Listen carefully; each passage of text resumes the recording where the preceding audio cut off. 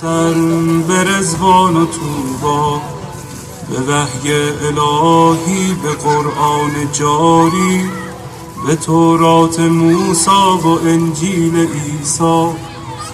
بسی پادشاهی کنم در گدایی، چو باشم گدای گدایان زهرا.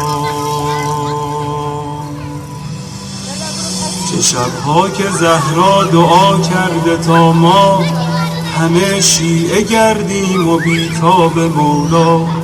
غلامی این خانواده دلیل و مراد خدا بوده از خلقت ما.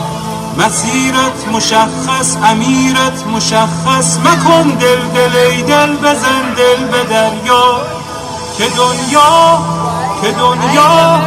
دنیا به خسران عقبی نیرزد، به دوری ز اولاد زهرا نیرزد. و این زندگانی فانی، جوانی، خوشیهای امروز و اینجا، به افسوس بسیار فردا.